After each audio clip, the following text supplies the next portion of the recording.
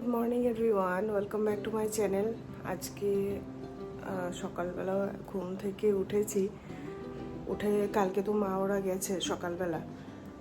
সকালবেলা মানে উঠেও আমি শুয়ে আছি।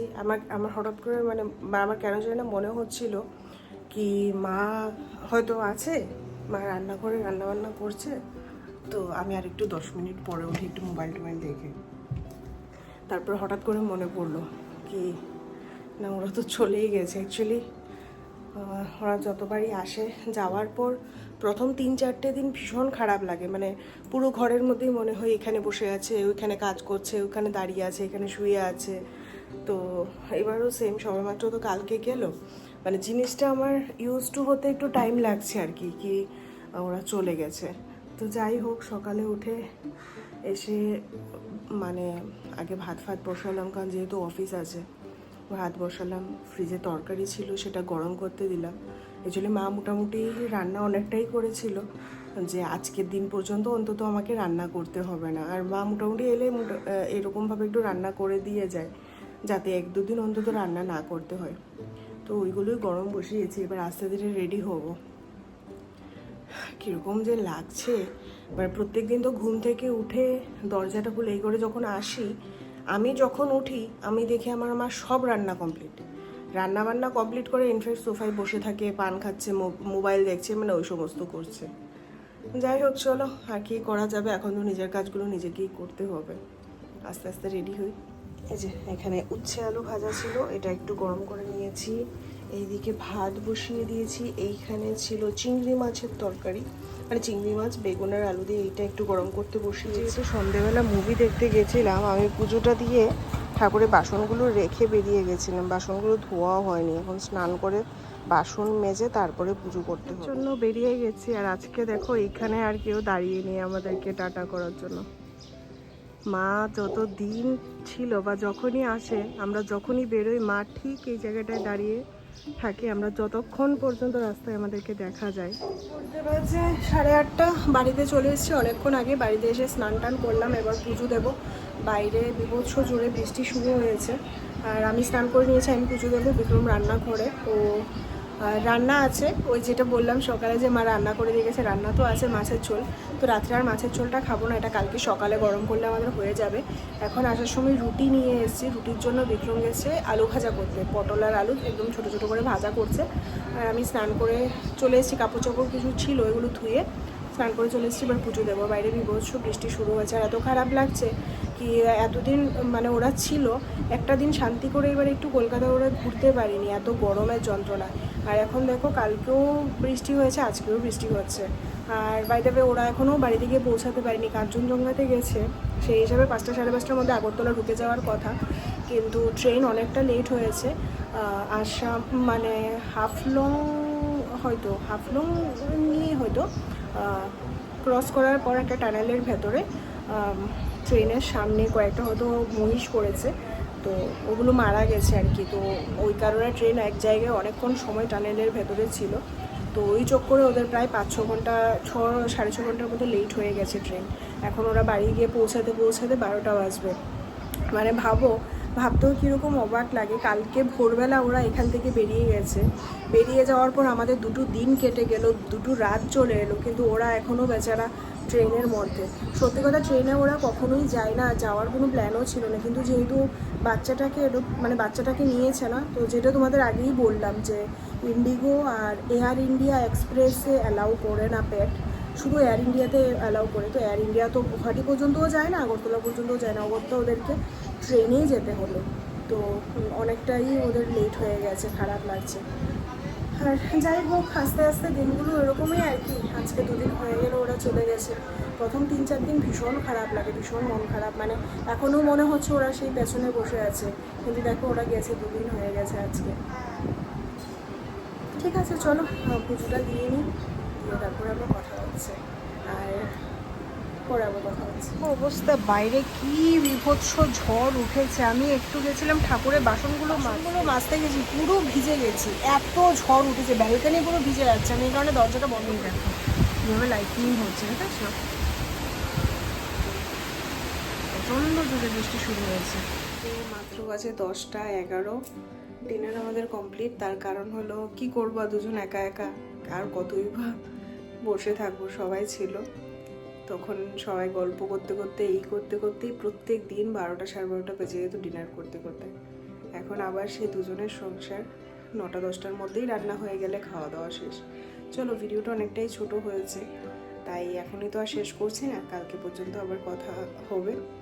এখনের জন্য গুড নাইট। কালকের ভিডিওটা আজকে মানে ভেবেছিলাম সকালবেলা কন্টিনিউ করব, বাট সকালবেলা তো আর কন্টিনিউ করা হয়নি, কারণ সকালবেলা অ্যাকচুয়ালি অফিসেরও তাড়াহুড়োর মাঝখানে বেরিয়ে গেছি, আর মানে ভিডিওটা কন্টিনিউ করা হয়নি। সন্ধ্যেবেলা অফিস থেকে বেরিয়ে আসার সময় গেছিলাম একটু কলেজ স্ট্রিটে আদিমোহিনী মোহনে। অ্যাকচুয়ালি পয়লা বৈশাখ উপলক্ষে একটা শাড়ি নিয়েছি, মানে বিক্রম আমাকে একটা শাড়ি দিয়েছে। নর্মালি আমি শাড়ি পরিও না সেরকম কি মানে শাড়ি পরিই না ধরতে গেলে, তো যেই কারণে আমি শাড়ি কখনোই মানে কিনি না। আমি তো আমার বিয়ের পর হয়তো হাতে গোনা আমার একটা কি দুটো শাড়ি হয়তো আমি কিনেছি, আমি কোনো শাড়িই কিনিনি। আমি সবসময় ড্রেস, কুর্তি, চুড়িদার ওই সমস্তই আমার কেনা হয়। তো ইদানিংয়ে আমি ভেবেছি কি না, আস্তে আস্তে কিছু কিছু শাড়ি কিনে কিছু শাড়িরও কালেকশন বানাবো। শাড়ি পরি আর না পরি কোনো ওকেশন ওয়াইজ তো পরতে পারবো। যাই হোক, আদিমোহিনী মোহন থেকে চলে এসেছি। এখন আমি যেমন স্নান করে পুজো দিতে, বিক্রম গেছে রান্নাঘরে, কিন্তু বাড়িতে ঢুকে একটা জিনিসের জন্য মনটা এত খারাপ হয়ে গেছে, মানে তোমাদের কি আর বলবো। পরশুদিন মা ওরা তো চলে গেছে। আগের দিন আমরা যেদিন অফিস থেকে দেখলে জুডিওতে গেলাম, বোনে কিছু লাস্ট মিনিটর টুকিটাকি শপিং ছিল, ওইখান থেকে বিক্রম আর বোনের বর ওরা দুজনে মিলে গেছিলো মাটন কিনতে। মাটন মিন্স ওই খাসির মাংস কিনতে। যখনই বোন ওরা আসে, আমার বোন তো খায় না, আমিও মাটন খাই না, আমার বোনও খায় না, কিন্তু যখনই বোন ওরা আসে, বোনের বর কলকাতা থেকে খাসির মাংস নিয়ে যায়, মোটামুটি 2-3 কিলো নিয়ে যায়। আর প্রত্যেকবার ও যখন নিজের জন্য নিয়ে যায়, প্রত্যেকবার বিক্রমের জন্য 1 কিলো করে মাটন কিনে দিয়ে যায়। এবার বিক্রম যেহেতু একা মাটন খায়, তো ওই 1 কিলো মাটনটা ও 3 দিন 4 দিনে খায়, অল্প অল্প করে, মানে 2-3 দিন পর পর একটু একটু করে বের করে রান্না করেও আস্তে আস্তে খায়। এইবারও ওরা যাওয়ার সময় 3 কিলো মাটন কিনেছে। বোনের বর বিক্রমকে নিয়ে গিয়ে ওরা দুজনে মিলেই কিনেছে 3 কিলো মাটন। তার মধ্যে আলাদা আলাদা প্যাক করিয়েছে। 2 কিলো ওরা নিয়ে গেছে, 1 কিলো বিক্রমের জন্য রেখে গেছে, মানে যেটা প্রত্যেকবার করে। এবারও সেম, যে বিক্রমের জন্য ওদের কথা হলো দাদাভাইয়ের জন্য 1 কিলো থাকবে, দাদাভাই আস্তে আস্তে খাবে। মা স্টেশনে বসেও আমাকে বলছিল যে বিক্রমের জন্য মাটনটা আছে, এটাও মোটামুটি 2 দিন 3 দিনে আস্তে আস্তে রান্না করে খেতে পারবে। আমি মাকে তখনই বলেছিলাম যে হ্যাঁ, মাটন রান্না করলে বিক্রমই রান্না করবে, কারণ আমি তো মাটন খাইও না, আমি রান্না করিও না, বিক্রমই করবে। আদিমোহিনী মোহন থেকে বেরিয়ে যখন আসছি, রাস্তার মধ্যে হঠাৎ আমার কি মনে হলো, আমি বিক্রমকে বলছি যে সামনেই তো পয়লা বৈশাখ আসছে, তো পয়লা বৈশাখের সময় তুমি অল্প একটু মাটন, যেহেতু 1 কিলো মাটন আছে, তুমি অল্প একটু, কারণ 250-300 মাটন রান্না করলে ওর দুবেলা হয়ে যাবে, তো তুমি একটু মাটন রান্না করে খেয়ে বলে। তারপরে আমি আবার বিক্রমকে বললাম তুমি মাটনটা ফ্রিজে রেখেছো তো? বিক্রম বলছে না, আমি তো ফ্রিজে রাখিনি। আমি বললাম তুমি ফ্রিজে রাখোনি মানে? বলছে না, আমি তো ওদের মাটনটা প্যাক করছিলাম। অ্যাকচুয়ালি আমার স্পষ্ট মনে আছে, আমার ওই ভিডিওটা তোমরা যারা দেখেছো জানবে, মা ওরা যেদিন যাবে তার আগের দিন, যেদিন আমরা সবাই মিলে ডিনারে গেছিলাম, ওই ডিনার মানে রান্না করে দেখলে আমরা রাংদে বাসন্তী ধাবাতে ডিনারে গেছিলাম। আমি যখন রান্না করছিলাম, মাটনটা যখন ওরা নিয়ে এসছে, তখনই বোন বিক্রমকে বলেছে দাদাভাই এই 1 কিলোর যে প্যাকেটটা, এটা কিন্তু তোমার জন্য, এটা তুমি রেখে দাও। বিক্রম বারবার না করছিল, কিন্তু ওরা বলেছে যে না, এটা আলাদা এই কারণেই প্যাক করা হয়েছে, এটা তোমার জন্য, আর বাকি ওইটা আমরা নিয়ে যাব। তারপর বিক্রম নিজে ওদের মানে ওদের একটা থার্মোকলের আনা হয়েছিল, বক্স আনা হয়েছিল, সেটার মধ্যে বরফ টরফ দিয়ে ওইটা প্যাক করেছে। আমি কিচেনে ছিলাম, আমি রান্না করছিলাম, কারণ পরের দিন ভোরবেলা ওরা চলে যাবে, ওদের জন্য রান্না করছিলাম। তো আমি তখনই বিক্রমকে বলেছিলাম কি তোমার জন্য যে মাটনটা আনা হয়েছে এটা ফ্রিজে রেখে দাও। ও বিক্রমও যেহেতু ওদের এটা প্যাকিং করছিল, ওরও মনে নেই, আমি তো রাখিনি, কারণ আমি রান্না করছিলাম, রান্নার কাজে ব্যস্ত ছিলাম। সেম তোমাদেরকে দেখালাম এই ভিডিওতে, বোনও স্নান টান করে ওর লাস্ট মিনিটের ব্যাগ প্যাকিং চলছিল, মাও ব্যাগ প্যাকিং করছিল, ব্যাগ প্যাকিং করে সবারই মানে রেডি হবে, আমরা ডিনারে যাব। ওই তাড়াহুড়োর মধ্যে কেউ আর মাটনটা আমরা ফ্রিজে যে ঢোকাইনি, কারোরই মনে নেই। এবার আমরা তো রাত্রেবেলা যা যা মানে যাই হোক মানে সব কিছু ডাস্টবিন একটা প্যাকেটে জমিয়ে, এটা তো ডাস্টবিনটা রাত্রে বাইরে আমাদের একটা ডাস্টবিন রাখা আছে, সেইখানে রেখে দিই। সকালবেলা মানে যিনি গার্বেজ নিতে আসে উনি এসে নিয়ে যায়। এবার কে ভুলবশত এই কাজটা কার দ্বারা হয়েছে বুঝতে পারছি না। এটা কি বিক্রমের দ্বারাই হয়েছে, না আমার দ্বারাই হয়েছে, না মায়ের দ্বারাই হয়েছে। আমাদের এখন মনে হচ্ছে যে ডাস্টবিন যে আমরা ফেলেছি সেখানে তো কালো প্যাকেটে 1 কিলো মাটন ছিল, ওইটাও হয়তো ওইখানে চলে গেছে, মানে ডাস্টবিনে হয়তো ফেলা হয়ে গেছে ভুলবশত। অবভিয়াসলি এটা ভুলবশতই হয়েছে, কিন্তু কার দ্বারা, মানে ওই দিন কে ডাস্টবিন ফেলেছিল, মা ফেলেছিল না বিক্রম ফেলেছিল না আমি ফেলেছিলাম, কারোরই মনে পড়ছে না।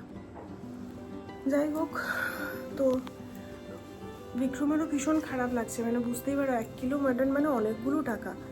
আর তার চাইতেও মানে আমি যখন বোনকে ফোন করে বললাম, ওর বোনেরও ভীষণ খারাপ লাগছে। ওরা বারবার একটাই কথা বলছে যে টাকাটা ম্যাটার না, সবচেয়ে বড় ওদের খারাপ লাগছে এটা ওরা দিয়ে গেছিলো যে দাদাভাই ওটা খাবে, মানে ওকে বিক্রমকে খাওয়ার জন্য দিয়ে গেছে। মাও শোনার পর মারও ভীষণ খারাপ লাগছে যে এত বড় ভুলটা কি করে হলো। তো কি আর করা যাবে, আমি এখন বিক্রমকে এটাই বলছি যে আসলে তোমার ভোগে এটা ছিল না। মানে ভাবো 1 কিলোর মাটন, এটা আনপ্যাকও করা হয়নি, ওইরকম প্যাকেট সহ ডাস্টবিনে ফেলা হয়ে গেছে। তখনও যদি কারোর মনে পড়তো কিছু একটা হয়তো করা যেত, কারণ ডাস্টবিনে মিন্স বাইরেই রাখা হয়েছিল এটা।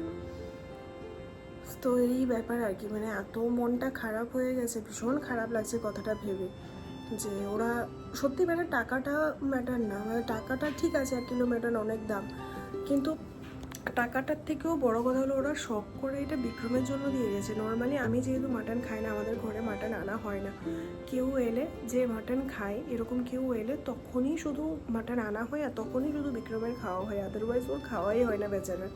যে কারণে ওরা সবসময় ওকে দিয়ে যায় কিনে, যে ও একটু একটু করে যখন ইচ্ছে হবে খাবে।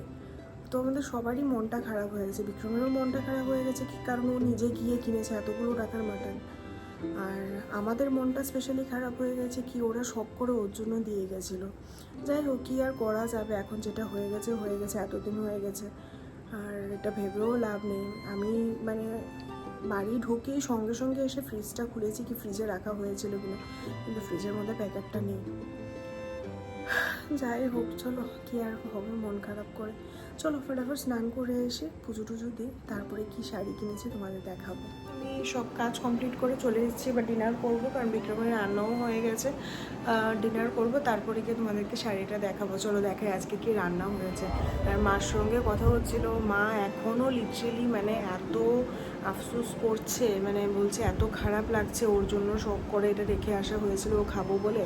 মানে কত বড় একটা গাফিলতি বা ভুল, যেটার কারণে মানে 1 কিলো মাটন ডাস্টবিন। এই দেখো, এখন আমাদের রান্না হয়েছে ডিম কষা না, এটা ডিম পেঁয়াজি টাইপের বলতে পারো। ফ্রিজে মাছ আছে, কিন্তু আমরা যেহেতু আস্তে আস্তে লেট হয়ে গেছে, প্রায় 9টার উপরে বাজে, তো ফ্রিজ থেকে মাছ বের করে সেই মাছ বরফ ছাড়বে তারপরে রান্না করব, অনেকটা লেট হয়ে যাবে। তো বিক্রম বললো শর্টকাটে এখন আমি ডিম পেঁয়াজি করে নিচ্ছি, কালকে তো অফিস থেকে ডাইরেক্ট বাড়ি চলে আসবো, তো কালকে মাছ রান্না। ডিনার করে চলে এসেছি, ভিডিওটাও শেষ করে দেবো। তার আগে শাড়িগুলো যে এনেছি তোমাদেরকে দেখিয়ে দিই। নর্মালি আমি শাড়ি খুব একটা কিনি না, তাই তোমাদেরকে আমার মানে কখনো শপিং হলের মধ্যে শাড়ি রিলেটেড কিছু দেখানো হয় না, তার কারণ আমি শাড়ি খুব একটা কিনিই না।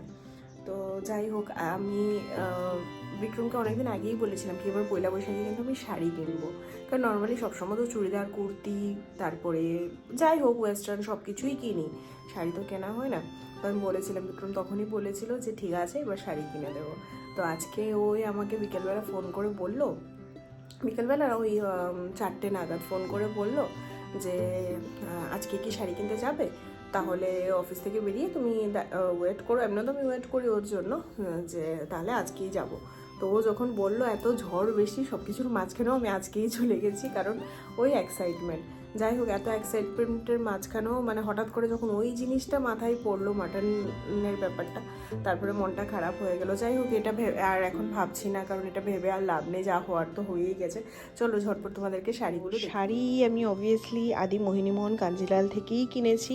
এইখানের শাড়ি আমার প্রথমেই বলে রাখি আমার ভীষণ ভালো লাগে। আমি বিয়ের পরে যাব দু একটা শাড়ি কিনেছি, আমি সবসময় এখান থেকেই কিনি, আমার ভীষণ ভালো লাগে।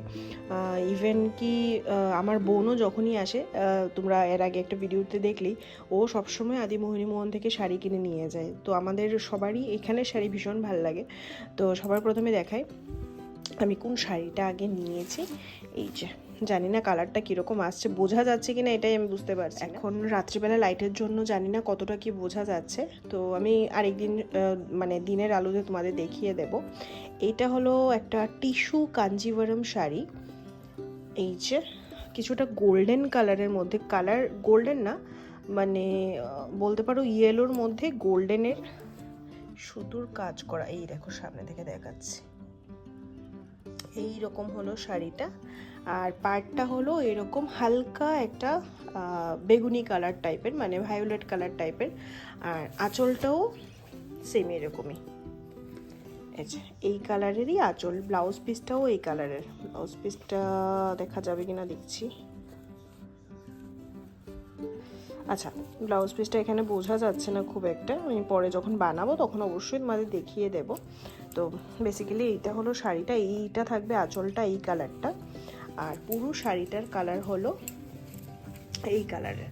আমি সবটা শাড়ি খুলছি না, কারণ খুললে আবার সেই ভাঁজ করতে ভীষণ অসুবিধা হয়। শাড়িটা খুবই সফট, এত সফট, মানে দেখে এমনিতে শাড়িটা দেখেই মনে হচ্ছে ভীষণ হেভি হবে, কিন্তু পরলে একদম গায়ের সঙ্গে মিশে থাকবে, খুব সফট। টিস্যু কাঞ্জিভারম, এটা মানে দোকানের কাকু যেটা আমাকে নামটা বললো। তো আর একবার ডিটেলিংটা দেখে নাও কাজের, খুব সুন্দর, খুব সুন্দর। আমার বেসিক্যালি এইরকম টাইপের শাড়ি পরতে আমার খুব ভাল লাগে, মানে খুব বেশি ঝিকিমিকি বা একদম মানে ওই সমস্ত থেকে আমার এই সমস্ত শাড়িগুলো ভীষণ ভাল লাগে, খুব স্ট্যান্ডার্ড লাগে এই শাড়িগুলো। তো বিক্রমেরও এই শাড়িটাই বেশি পছন্দ হয়েছে, আমরা অনেকগুলো দেখেছি, তার মধ্যে বিক্রমেরও এই শাড়িটাই বেশি পছন্দ হয়েছে। এই হলো যে পাড়ের কাজটা, আচ্ছা, আর এই হলো আঁচলটা, খুব সুন্দর। মানে আমাদের তো খুবই পছন্দ হয়েছে, তোমাদের কেমন লাগলো তোমরাও অবশ্যই জানিও। আমাদের খুব ভালো লেগেছে শাড়িটা, খুবই সুন্দর। মানে এটা এরকম একটা শাড়ি যেটা আমাদের বয়সের বা আমাদের মায়েদের বয়সেরও সবাইকে এটা ভালো লাগবে। তো এই হলো আমার শাড়িটা, আরেকদিন দিনের বেলা দেখিয়ে দেবো, রাত্রিবেলা হয়তো কালারটা এতটা বোঝা যাচ্ছে না।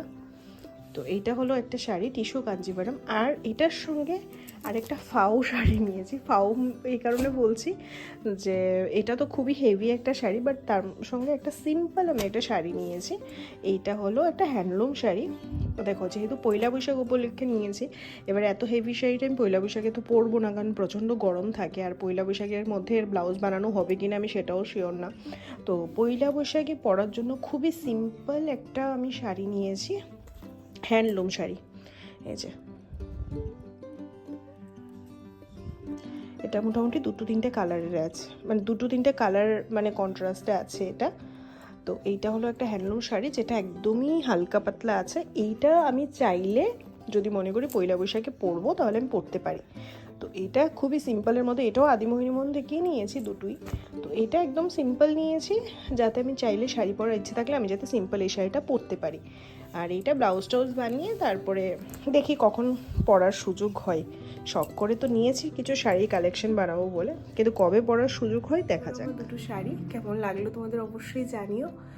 আমাদের তো খুবই পছন্দ হয়েছে, আমরা অনেকগুলোই শাড়ি দেখেছি, কাতান দেখেছি, টিস্যু অ্যাকচুয়ালি দেখো আমি যেহেতু শাড়ি পরি না, আমি সব শাড়ির নাম জানি না। উনি অনেকগুলোই শাড়ি দেখিয়েছেন আমাদের, কাতান দেখিয়েছে,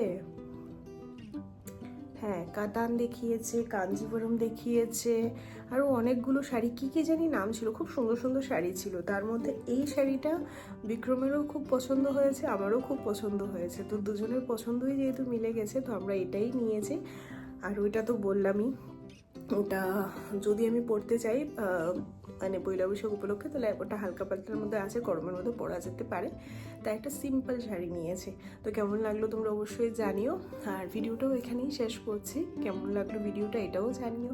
ভালো লেগে থাকলে প্লিজ একটা লাইক কমেন্ট শেয়ার করে দিও। নতুন বন্ধুরা অবশ্যই চ্যানেলটিকে সাবস্ক্রাইব করো, পাশে থেকো। দেখা হচ্ছে আবার নতুন একটা ভিডিও নিয়ে, ততক্ষণের জন্য সবাই ভালো থেকো, সুস্থ থেকো, টাটা, গুড নাইট।